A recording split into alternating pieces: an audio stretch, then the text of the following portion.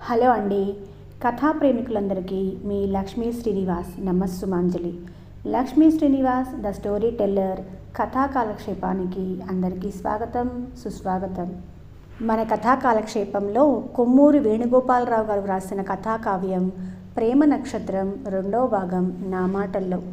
ఆమెది కాకినాడ. విశాఖపట్నంలో ఆమె మేనత్త ఉందట, అక్కడ ఉంటుందట. అంతకు మించి అప్పటికి ఆమె ఇంటి విషయాలేమీ చెప్పలేదు. వాళ్ళకెదురుగా ఓ రిటైరింగ్ వయసులో ఉన్న ఆఫీసర్లా ఉన్నాయన, అతని భార్య కూర్చొని ఉన్నారు. ఫణి ఆమెతో మాట్లాడుతూ మధ్య మధ్య వాళ్ళని గమనిస్తున్నాడు. కొంతమంది రైలు ప్రయాణం తినటానికి అన్నట్లుగా చేస్తారు. రైలు ఎక్కినప్పటి నుంచి వాళ్ళ నోళ్ళు కదులుతూనే ఉంటాయి. వాళ్ళ దగ్గర బాస్కెట్లు, ఆ బాస్కెట్ల నిండా రకరకాల తినుబండారాలు ఉన్నాయి. మొదట కమలా పళ్ళు ఒలుచుకొని తిన్నారు. అంటే భార్య ఒలిచి తొనలు ఆయనకు అందిస్తూ తను తింటుంది.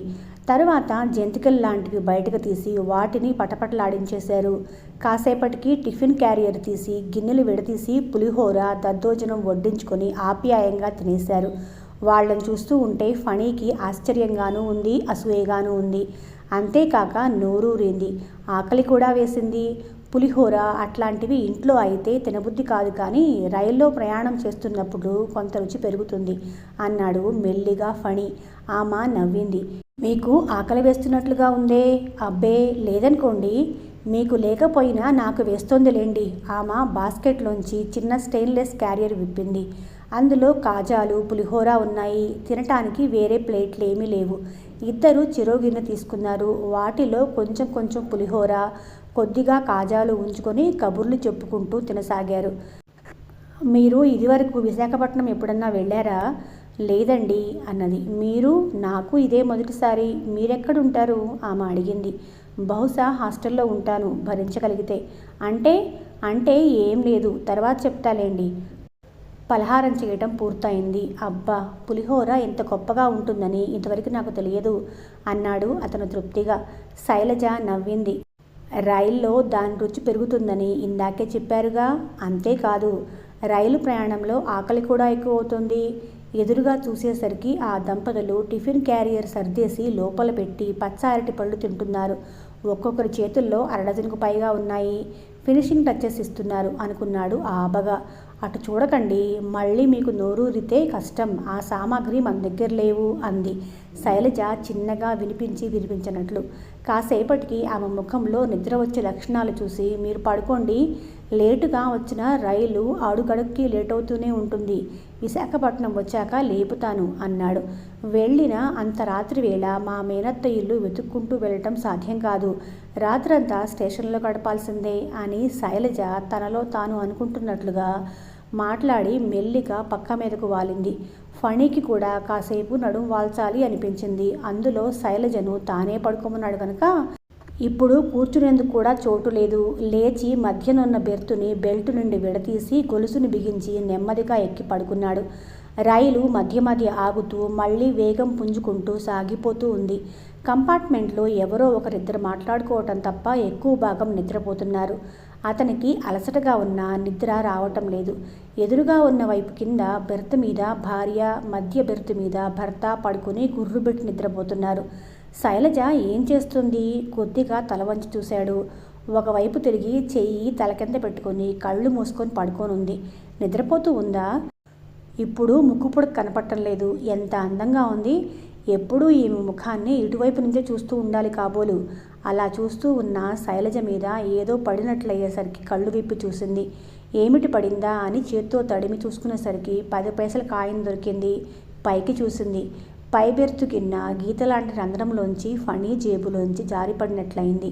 అది చూసి కుప్పిట్లో పెట్టుకొని పక్కకి ఉత్తికిలబోతూ ఉండగా మళ్ళీ ఇంకేదో పడింది. ఈసారి 5 పైసలు. అది కూడా వెతికి తీసి కుప్పెట్లో పెట్టుకొని కళ్ళు మూసుకోబోతూ ఉండగా మళ్ళీ ఇంకేదో పడింది. ఏమిటది? చిల్లర శ్రీ మహారాజా.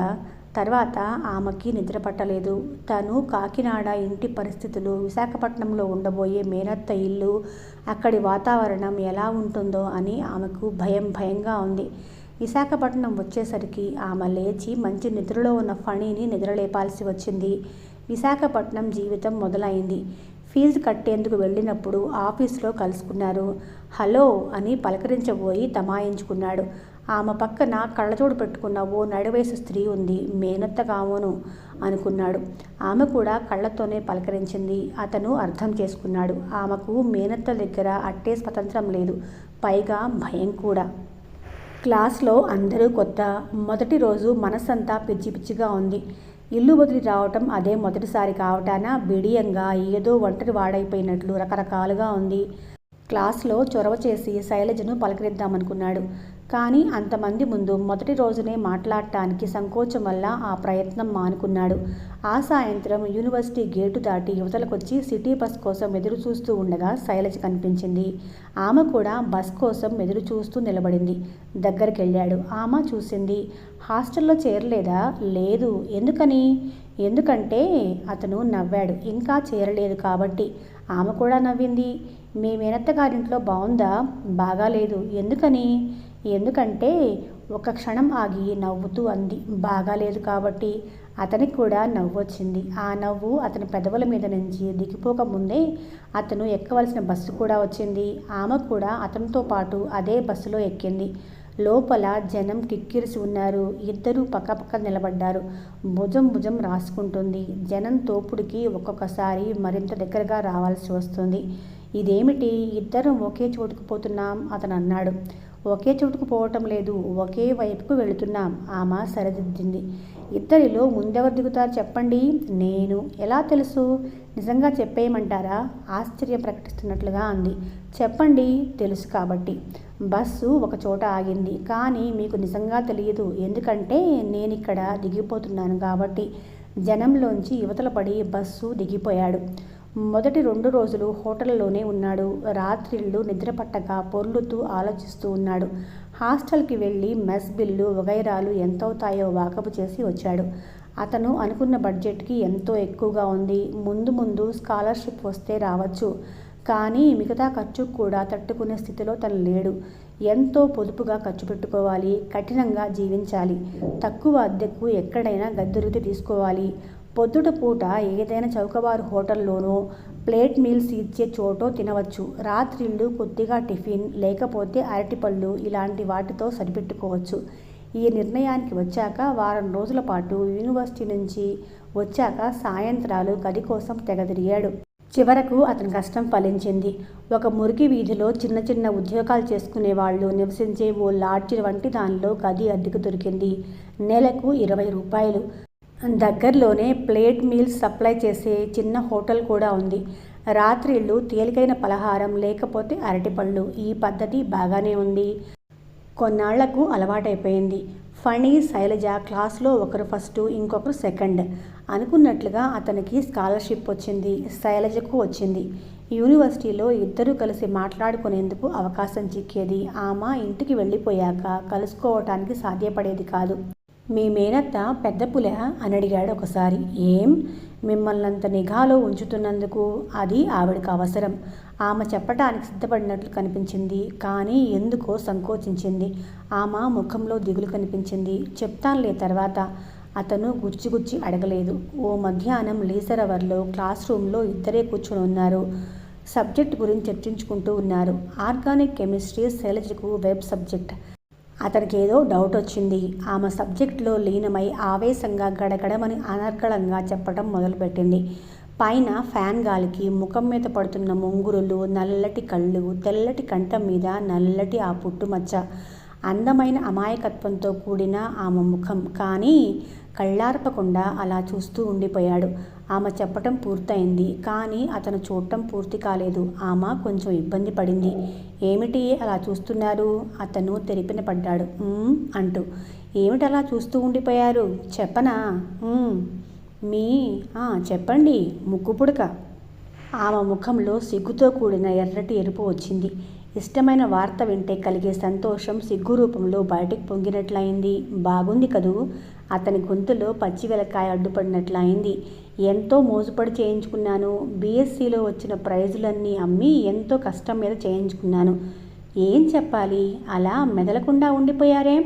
ఏమీ లేదులేండి, రండి బయటికి వెళ్దాం. కాదు, ఇక్కడే కూర్చుందాం. చెప్పండి. తర్వాత చెప్తాలేండి. కాదు, ఇప్పుడే చెప్పాలి. అతను చాలా ఇబ్బందిలో ఉన్నాడు. ముక్కు పుడక పెట్టుకునే ఆడవాళ్ళంటే నాకు ఇష్టం లేదు. సెంటెన్స్ ఎలా కంపోజ్ చేసుకోవాలో తెలియక అవకతవకగా చెప్పేశాడు. ఆమె ముఖంలో ఇందాకటి అందాలన్నీ పోయి కోపం ఆక్రమించుకుంది. ముక్కు పుడక అంటేనా? ముక్కు పుడక పెట్టుకునే ఆడవాళ్ళంటేనా?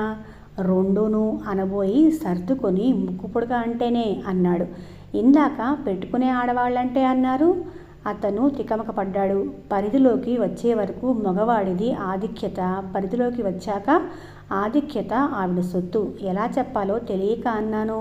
అయినా ముక్కు పుడక అంటే ఇష్టం లేనప్పుడు అది పెట్టుకునే ఆడవాళ్ళంటే మాత్రం ఎందుకంత ఇష్టం ఉంటుంది? మీరు కొంచెం అపార్థం చేసుకుంటున్నారు. నేను జనరల్గా చెప్పాను.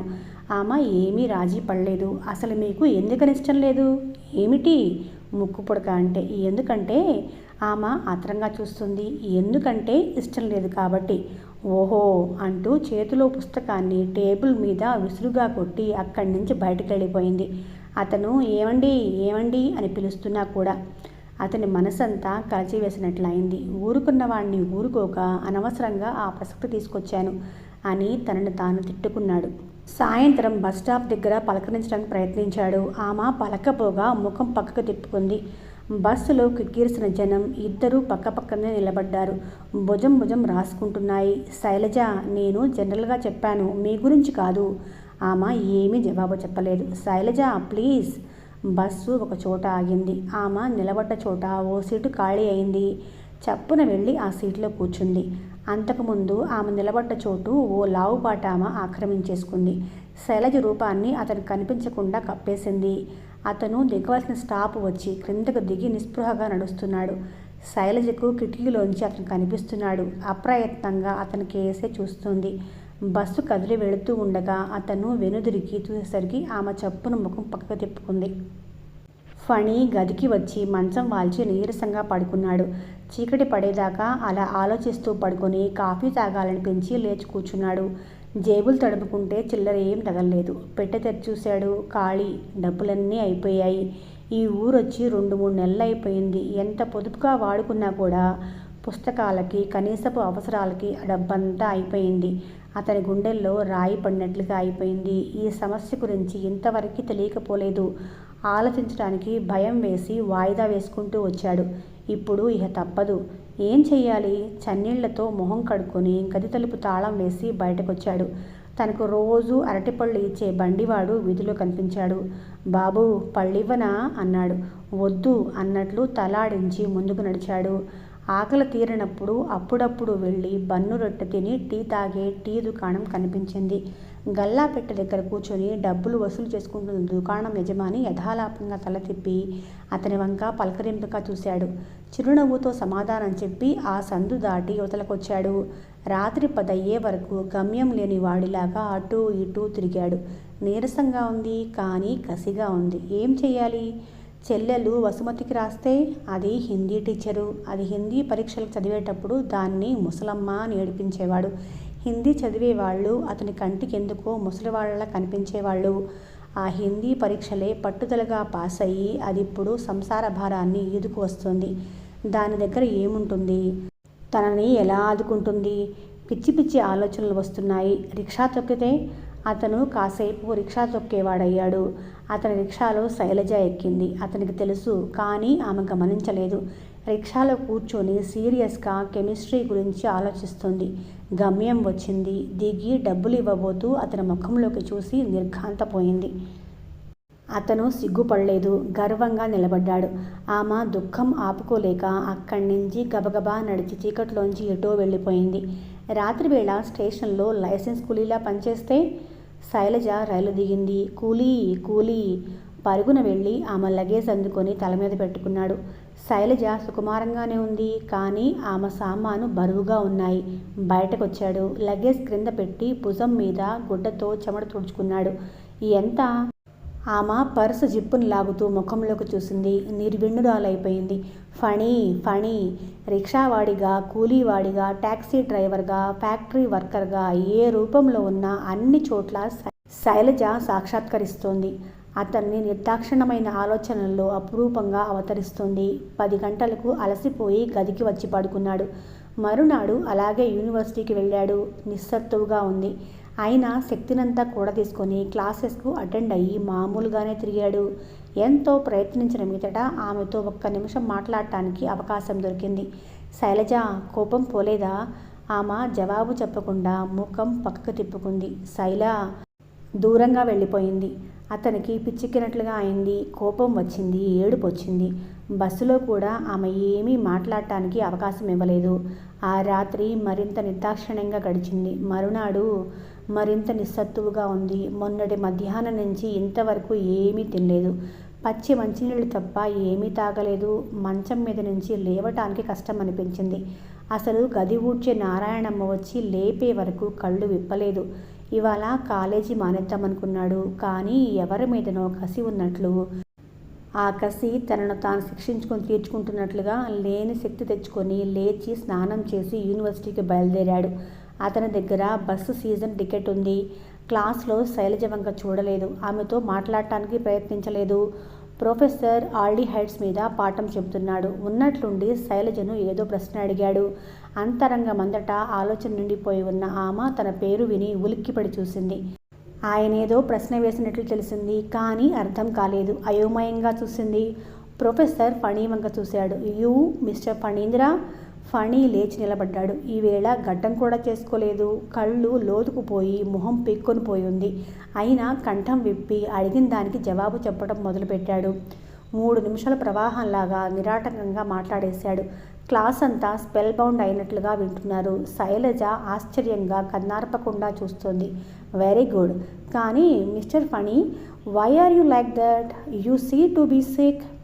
No sir, I am all right. Phani కూర్చున్నాడు. శైలజకి ప్రొఫెసర్ మాటలు గుండెల్లో పొడిచినట్లుగా అవగా అతని వంక పరిశీలనగా చూసింది. 2 రోజుల్లో ఎంత చిక్కిపోయాడు? ఏం జరిగింది? కేవలం తను మాట్లాడకపోవటం వల్లనేనా? ఆ సాయంత్రం బస్ స్టాప్ దగ్గర ఇద్దరూ పక్కపక్కనే నిలబడ్డారు. శైలజ పలకరిద్దామా అనుకుంటుంది. కానీ అహం అడ్డొస్తుంది. అతను బింకంగా ఉన్నాడు. ఆమె వైపు చూడటం లేదు. బస్సు వచ్చాక ఇద్దరూ ఎక్కారు. ఆ టైంకు ఎప్పుడు కిక్కిరిసే ఉంటుంది. ఎప్పుడో కానీ చోటు దొరకదు. పక్క పక్కనే నిల్చున్నారు. భుజం భుజం రాసుకుంటున్నాయి. ఫణి ఆలోచించే స్థితిలో లేడు. కళ్ళు తిరుగుతూ ఉన్నట్లుగా ఉన్నాయి. నిలబడలేకుండా ఉన్నాడు. 1-2 సార్లు తూలి ఆమె మీద పడపోయి కష్టం మీద సర్దుకున్నాడు. తనని పిలిచాడా అనుకుంటూ ఆమె అతని వంక అప్రయత్నంగా చూసింది. కానీ అతని చూపు ఇటు లేదు. అతను దిగాల్సిన చోటు వచ్చింది. వళ్ళు తెలియటం లేదు. ఎలాగో మనుషులను తప్పించుకుంటూ బయట దాకా వచ్చి మెట్టు మీద కాలు వేయబోయి ఇహ సంభాళించుకోలేక తూలి కింద పడిపోయాడు. అరెరే, పడిపోయాడు. ఏం జరిగింది?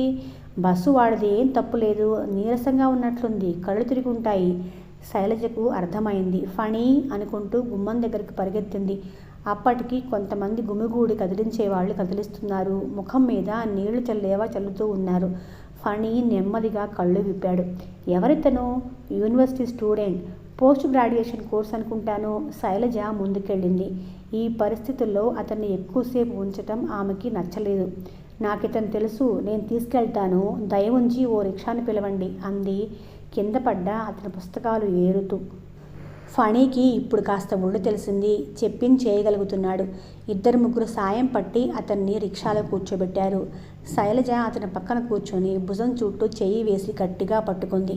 ఎటు పోనిమ్మంటారు చెప్పండి. అతను గొణుగుతూ ఉన్నట్లుగా ఏదో చెప్పాడు.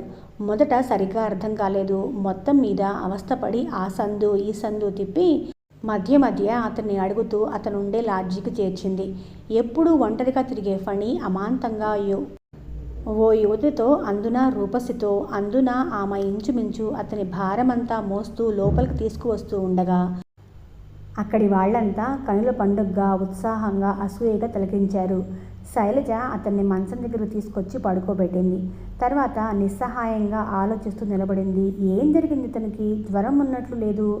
మరి ఎందుకంత నీరసంగా ఉన్నాడు? తన మీద కోపం చేత తినటం మానేశాడా? రైల్లో 2 గంటలకే ఆకలికి ఓచుకోలేని ఇతను 2 రోజులు నిరాహారంగా ఎలా ఉండగలిగాడు? ఇంతలో అదృష్టవశాత్తు ఈ హడావుడి అంతా చూసి ఏ గదిలోనూ పనిచేస్తున్న నారాయణమ్మ అక్కడికొచ్చింది. నేను ఇంట్లో పనిచేసేదాన్నమ్మగారు. మొదట పరిచయం చేసుకుని ఏం జరిగిందమ్మగారు అని అడిగింది. అయ్యగారు 2 రోజుల నుంచి ఏమి తింటున్నట్లు లేదమ్మగారు. కనీసం కాఫీ కూడా తాగినట్లు లేదు. ఏం చేతనంటావు? నారాయణమ్మ ఆలోచించి బహుశా డబ్బులు లేవనుకుంటా అమ్మగారు అంది. అయ్యో, శైలజ గుండె కలుక్కుమంది. డబ్బు లేక అయ్యగారు డబ్బున్నవారు కాదనుకుంటా అమ్మగారు. అడగలేదు కానీ ఆయన ఏం తింటారో నాకు తెలుసు. పగటిపూట మలబారు హోటల్లో 30 ప్లేటు భోజనం, రాత్రిపూట అరటిపళ్ళు. ఆమె ఒళ్ళు గగురు పొడిచింది. కాళ్ళ కింద నేల వణికినట్లయింది. కళ్ళల్లోంచి నీళ్లు జలజలమని రాలాయి. మంచం మీద పడుకున్న ఫణి మూలిగినట్లు అనిపించింది. ఆ మూలుగు 1000 గొంతులతో ఆకలి ఆకలి అని ఆక్రోశించినట్లు ధ్వనించింది. గబగబా హ్యాండ్ బ్యాగ్ తెరిచింది. ఏముంది? కర్చీఫ్, చిన్న అద్దం, ₹1 ఉండాలి. గుర్తుకొచ్చింది. ఇందాక రిక్షా అతనికి ఇచ్చి పంపించేసింది. ఆమెకు ఆమె పేదరికానికి ఏడుపొచ్చింది. ఈ ప్రపంచంలోని పేదరికం గురించి దుఃఖం పొంగి పొర్లింది. ఏం చెయ్యాలి? గుర్తుకు వచ్చింది. హఠాత్తుగా ఆమె మొహంలో మెరుపులా చిన్న సంతోషం తళుక్కుమంది. ఆతృతగా హ్యాండ్ బ్యాగ్లోని చిన్న అరకున్న జిప్పులు లాగింది. ఆమె వేళ్ళు లోపలికి సాగి అందులోంచి నీలిరంగు కాగితం చుట్టి ఉన్న చిన్న పొట్లాన్ని బయటకు తీశాయి. నీలిరంగు కాగితాన్ని జాగ్రత్తగా విప్పి పొట్లాన్ని విడతీసింది. నాణేలు 10 పైసలవి, 5 పైసలవి, 3 పైసలవి, 2 పైసలవి. ఆనాడు 3 టైర్ కంపార్ట్మెంట్లో అతను పైబెర్తులో పడుకున్నప్పుడు అతని జేబులోంచి తన కుండలి మీద గలగలమని రాలినవి. అన్నీ జాగ్రత్త చేసి అతను నిద్ర లేవగానే ఇచ్చేద్దామనుకుంది. చాలాసేపు గుప్పెట్లో దాచి ఉంచింది. కానీ తర్వాత ఇవ్వబుద్ధి కాలేదు. పదిలంగా హ్యాండ్ బ్యాగ్లో వేసుకుంది. ఆ తర్వాత అంతకంటే పదిలంగా దాన్ని బయటకు తీసి చూసి తనలో తాను నవ్వుకునేది. అన్నీ లెక్క పెట్టింది. 80 పైసల దాకా ఉన్నాయి. అవి నారాయణమ్మకిచ్చి తొందరగా వెళ్ళి దగ్గరలో ఉన్న హోటల్ నుంచి ఓ బన్ను, కాఫీ తీసుకొనిరా అంది. నారాయణమ్మ వెళ్ళిపోయాక గదంతా కలయి చూస్తూ ఉండగా ఫణి మళ్ళీ మూలిగినట్లు వినిపించింది. దగ్గరకు వెళ్ళింది. కళ్ళు మూసుకొని పడుకోన్నాడు. ముఖంలో ఏదో బాధ, తెలియని ఆపేక్ష పొంగి పొర్లింది. అటూ ఇటూ చూసింది. గదిలో వేరే కుర్చీ లేదు. ఒక్క క్షణం ఆలోచించి సంకోచించి మంచం మీద అతని పక్కనే కూర్చుని క్రాఫింగ్లోకి వేళ్లు పోనిచ్చి దువ్వుతూ ఫణి అని పిలిచింది ఆర్ద్ర స్వరంతో.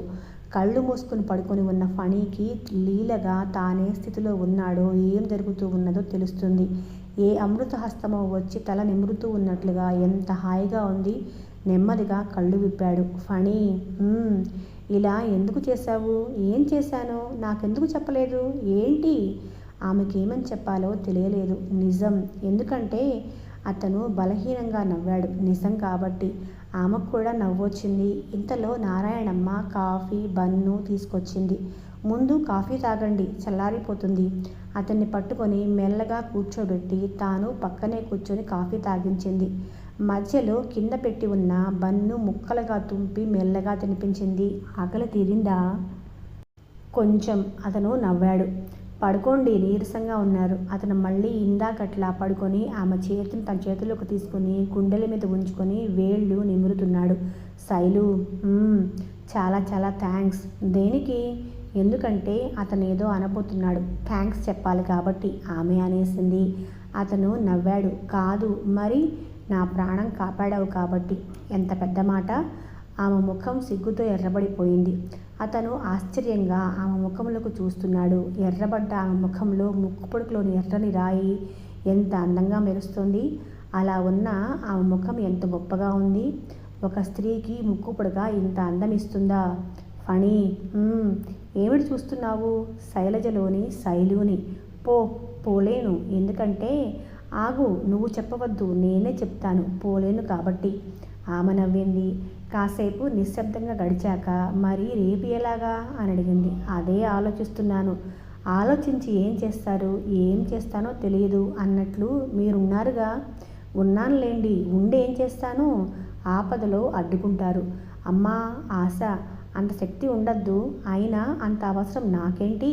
ఎందుకంటే అంటూ ఆగిపోయాడు. చెప్పండి. మీరిప్పుడు కేవలం శైలజ కాదు కాబట్టి, శైలు అయ్యారు కాబట్టి. ఓహో అలాగా అంటూ ఆమె వాచి చూసుకుంది. వెంటనే ముఖంలో భయం గోచరించింది. అమ్మో, చాలా ఆలస్యమైంది. అత్తయ్య చంపేస్తుంది. ఇక వెళ్తాను అంటూ లేచింది. అప్పుడేనా అన్నాడు అతను నిరాశగా. అవును అన్నాడు. మళ్ళీ నేను మంచం మీద నుంచి లేస్తాననుకోండి, అప్పుడు నా కళ్ళు తిరిగితే ఎవరు పట్టుకుంటారు? నారాయణమ్మ. అబ్బా, అంత పెద్దమ్మాయా? ఏం చిన్నమ్మాయి అయితే పర్వాలేదా? పోండి. పోతున్నాను, ఎందుకంటే పోవాలి కాబట్టి. ఆమె గుమ్మం వరకు వెళ్ళి ఏదో గుర్తుకొచ్చినట్లు ఆగింది. అన్నట్లు రేపు మీరు కాలేజీకి రారుగా? రాలేను అనుకుంటాను. సరే. ఒక్క నిమిషం అక్కడే మౌనంగా నిలబడి తర్వాత నెమ్మదిగా వెళ్ళిపోయింది. ఏదో కాంతి కిరణం గది నుంచి నిష్క్రమించినట్లయిపోయింది. వెలితిగా ఉంది, బాధగా ఉంది, శూన్యంగా కూడా ఉంది. గదిలో లైట్ వెలుగుతున్నా కూడా చీకటి ఆవహించినట్లుగా ఉంది. కాసేపటికి లేచి కూర్చున్నాడు. కొద్దిగా బలం వచ్చినట్లుగా ఉంది. ఇందాకటంతా నీరసంగా లేదు. ఆ రాత్రంతా నిద్ర పట్టలేదు. క్షణం క్షణానికి శైలజ గుర్తుకొస్తూనే ఉంది. ఆ గుర్తుకు రావటంలో ఎంత హాయి ఉంది. అదేం కాదు. అతను ఇంకో విషయం కనిపెట్టాడు. ఉన్నట్లుండి తన ముక్కు పుడక మీద ఎలర్జీ పోయిందని, పోవటమే కాదు తన కంటికి అందంగా కనిపించడం మొదలుపెట్టింది అని. మర్నాడు సాయంత్రం మంచం మీద గోడ కానుకొని కూర్చొని ఉన్నాడు. ఇలా ఎప్పుడు మంచం మీద కూర్చుంటే బోరుగానే ఉంటుంది. కానీ వేరే కుర్చీ లేదు. 5 అయింది, 5:15 అయింది, 5:30 అయింది. శైలజ రాలేదు. రాధా? ఆమె వస్తానని చెప్పలేదు. ఆమె వస్తుందని ఎదురుచూసే హక్కు తనకి లేదని తెలుసు. మళ్ళీ సమర్థించుకున్నాడు. హక్కు లేకపోతే పోనీ కనుక. ఆ మాటకొస్తే ఈ దేశంలో అందరూ హక్కు ఉండి అన్ని పనులు చేస్తున్నారా? ఆమె వస్తే మొదట ఆమెను క్షమాపణ కోరుకోవాలి. ఆమెను బాధపెట్టినందుకు కాదు, ఆమె ముక్కు పుడుకుని తిట్టినందుకు.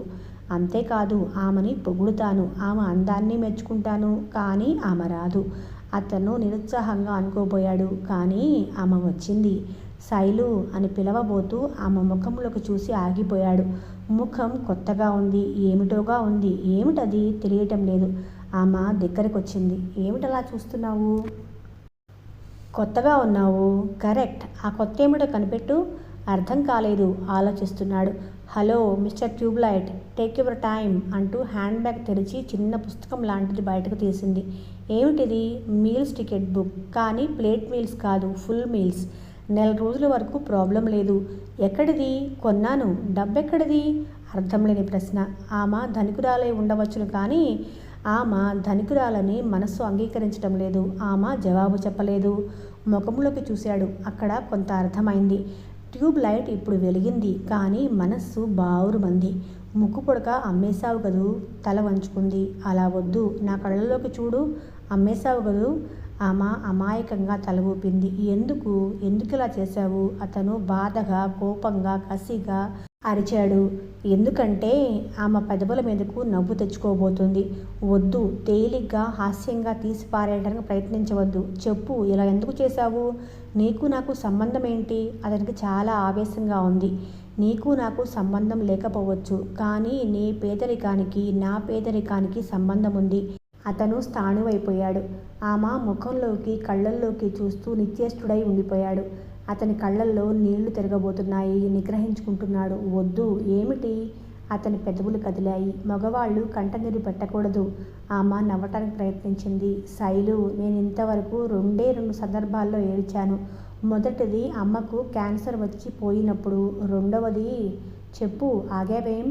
ఇప్పుడు నేను చచ్చిపోయినప్పుడు. ఈసారి కళ్ళల్లో నీళ్లు తిరగటం ఆమె వంతయింది. నువ్వు సంతోషిస్తావనుకున్నాను. ఈ బాధలో రవ్వంత సంతోషం ఉంది శైలు.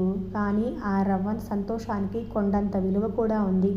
తర్వాత ఇద్దరూ ఆ సంఘటన వెనుకన్న దుఃఖాన్ని మర్చిపోవడానికి ప్రయత్నించారు. చీకటి పడుతుంది. ఫణి, రేపట్నుంచి నేను ఇలా నీ గదికి రావటానికి వీలుండదు. ఏం? మా మేనత్త అని చెప్పానే, చెండ శాసనరాలు. గీసిన గీటు దాటడానికి వీల్లేదు. మరి అక్కడ దేనికి ఉంటున్నావు? తప్పదు కాబట్టి. అంటే? ఆ తర్వాత చెప్తాను. ఇప్పుడు గుర్తు చేసుకోవటం ఇష్టం లేదు. ఆమె వెళ్ళటానికి ఉద్యుక్తురాలైంది. అతను ఆమెతో బయటకు వచ్చి వీధి చివరి వరకు దిగబెట్టాడు. రిక్షా పిలిచింది. ఆమె కనుమరుగయ్యే వరకు అక్కడే నిలబడి బరువెక్కిన గుండెతో అతను వెనక్కి తిరిగి వచ్చాడు. శైలజ తన మేనత్త చూస్తోందన్న భయంతో సందు మొదట్లోని రిక్షా దిగి వడివడిగా నడుస్తూ ఇంటికి వచ్చింది. మేనత్త సుభద్రమ్మ గుమ్మంలోనే నిలబడి ఉంది, ఎదురు చూస్తూ ఉన్నట్లుగా. ఆమె గుండె గబగబా కొట్టుకుంది. ఇంత ఆలస్యమైందేం? కాలేజీలో మీటింగ్ ఉంది.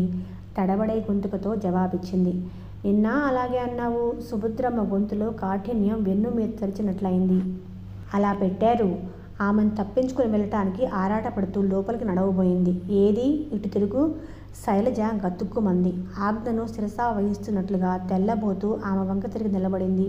సుభద్రమ్మ ఆమె ముఖంలోకి పరీక్షగా చూసింది. ముక్కుపుడక ఏది? శీల వదిలేనట్లుంది, జారిపోయింది. ఎందుకంత జాగ్రత్త లేకుండా ఉన్నావు? ఆమె జవాబు చెప్పలేదు. మాట్లాడవేం? శైలజ స్థాణువులాగా అలాగే నిలబడిపోయింది. మేనత్త ఆమె దగ్గరకొచ్చింది. అడిగిన దానికి జవాబు చెప్పవు? చదువుకుంటున్నామని పొగరా అంటూ చాచిపెట్టి ఒక లెంపకాయ కొట్టింది. శైలజ కళ్ళ ముందు చీకట్లు కమ్మినట్లయ్యాయి. ఇహ అక్కడ నిల్చోలేక తన గదిలోకి పరిగెత్తి మంచం మీద వాలిపోయి వెక్కి వెక్కి ఏడ్చేసింది. ఫణికి భోజనం సమస్య తాత్కాలికంగా తీరింది. మిగతా వాటికి పరిష్కారం దొరకటం లేదు. అలాగే ఆలోచిస్తూ రోజులు గడుపుతున్నాడు. అతనికి ఇప్పుడు భోజనం చేస్తున్న హోటల్ పెద్దతే కానీ అతను ఒక పూటే తింటున్నాడు. ఇలా కనుక ఆదా చేస్తే మరికొన్ని రోజులు గడుస్తాయి కదా. ప్రొప్రైటర్ అతన్ని ఓ కంట గమనిస్తూనే ఉన్నాడు. ఒకరోజు అతను భోంచేస్తూ ఉంటే పక్కకి వచ్చి కూర్చున్నాడు. సార్, మీరేం చదువుతున్నారు? ఎంఎస్సి. ఓ స్వీట్ తీసుకోండి సార్.